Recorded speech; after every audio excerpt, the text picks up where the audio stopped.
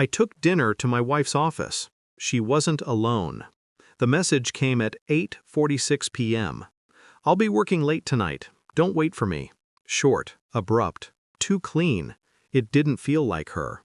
I stared at the screen longer than necessary, letting the quiet in the apartment press against me like a slow-moving storm. The clock ticked louder than usual, tiny metallic taps crawling inside my skull. Working late. A phrase that once meant nothing. Now it echoed like a warning. My finger hovered over her name in the contact list, but I didn't call. Instinct told me not to. The most dangerous truths reveal themselves only when you stay silent. The kitchen lights hummed above me. The dinner I had cooked, her favorite, was cooling on the table, steam fading, aroma dying with every passing second. A thought crept in. Surprise her. Take dinner to her office. Be the supportive husband she always claimed she wanted. Simple, innocent. Except nothing about tonight felt innocent. I packed the food slowly, deliberately, keeping my breath steady. My mind, however, refused to stay calm. It kept replaying that message, its clipped tone, its distance. The elevator ride down from our apartment felt too long, like the building itself was holding me back. When the doors finally opened to the underground parking lot, I felt a chill. Something inside me whispered, "This night will break something you won't be able to fix." I didn't know yet if it meant her or me. I drove anyway, straight into the darkness she had created.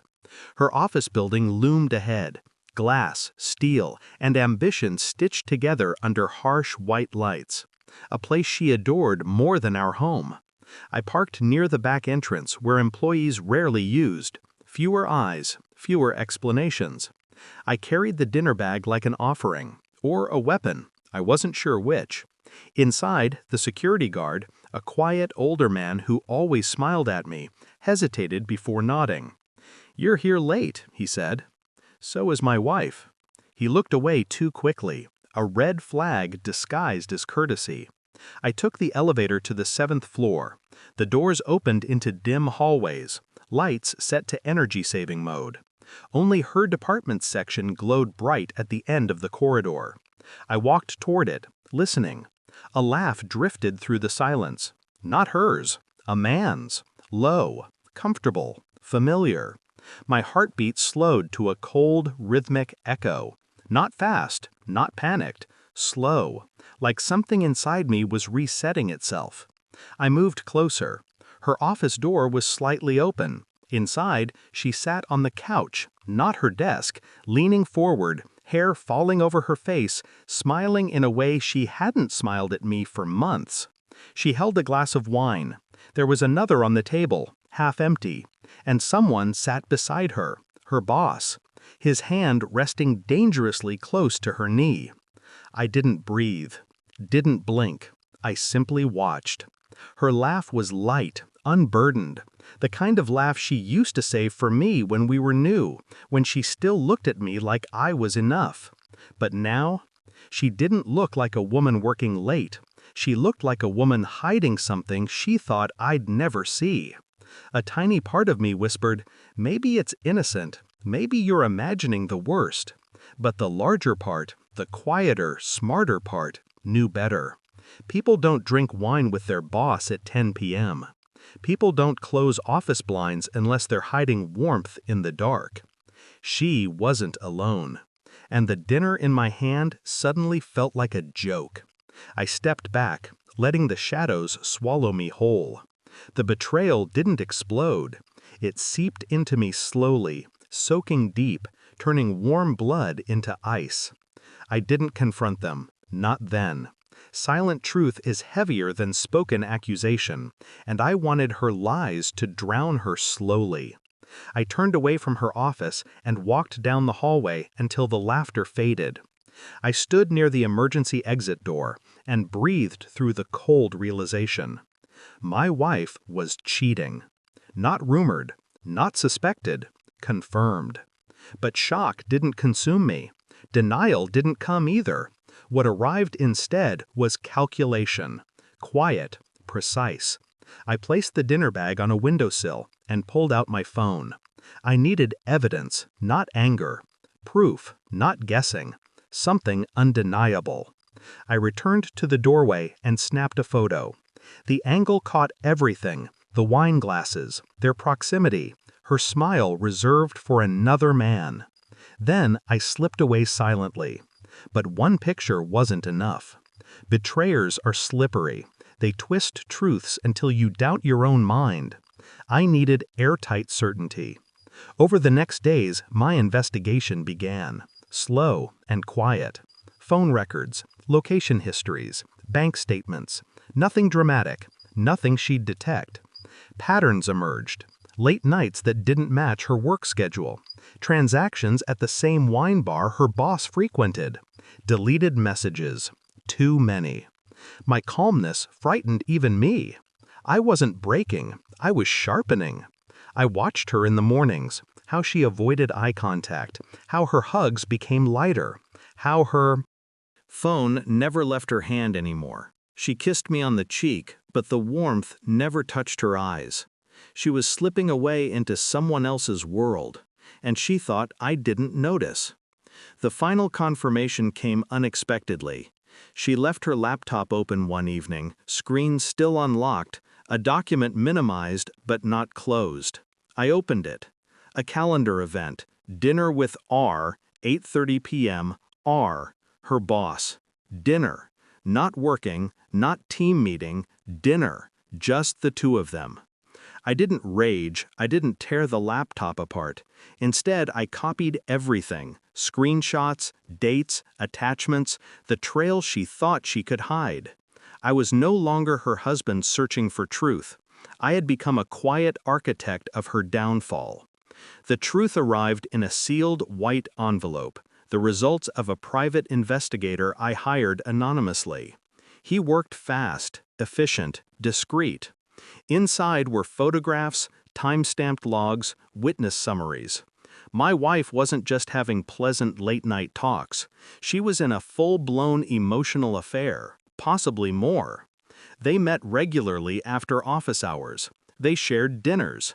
He touched her the way a man does when he knows he owns a part of a woman's mind. She let him.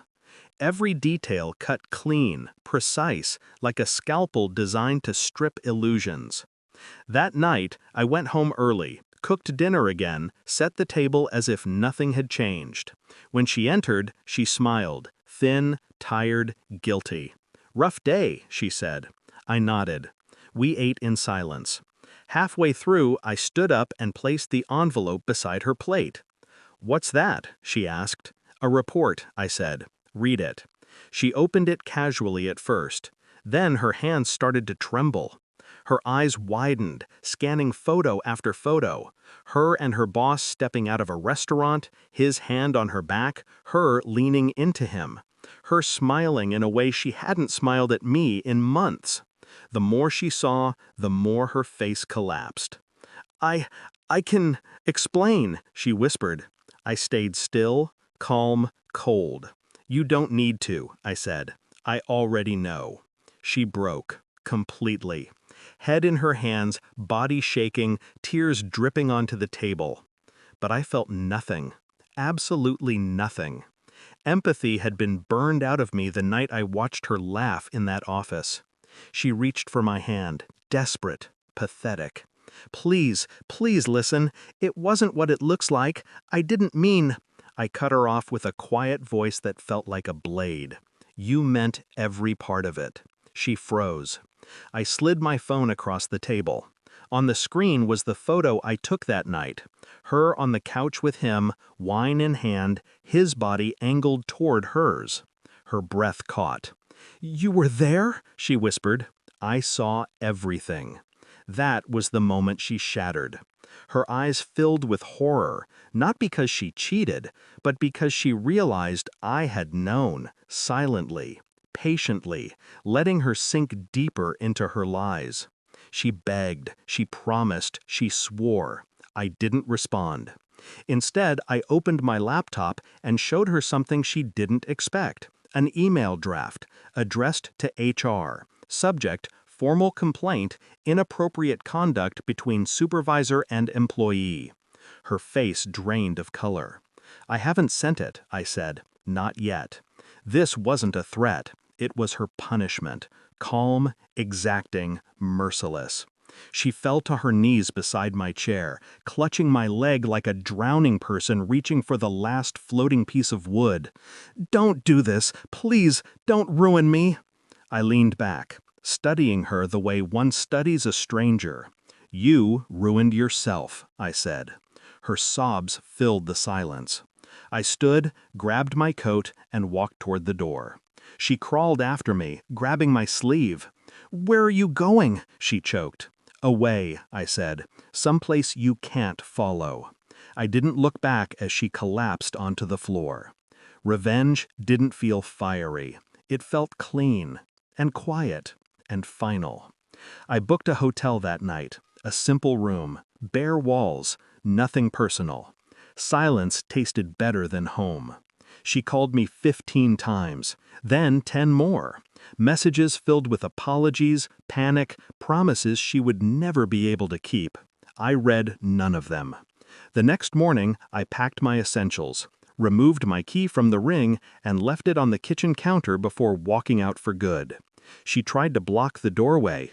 "Don't do this," she whispered, eyes swollen, voice cracked. "I love you." "No," I said. "You loved the version of me who didn't know." She broke again, but I was already gone inside. I walked past her slowly. No anger, no hate, just clarity. Some betrayals don't demand revenge. They demand distance. And I gave her more distance than she ever expected. As I stepped outside and the morning air hit me, I felt lighter. Not healed, not relieved, but free. The truth had cost me a marriage, but it gave me myself back. In the end, that was enough. She lost me the night she thought I'd never see her lies, and I never let her forget it.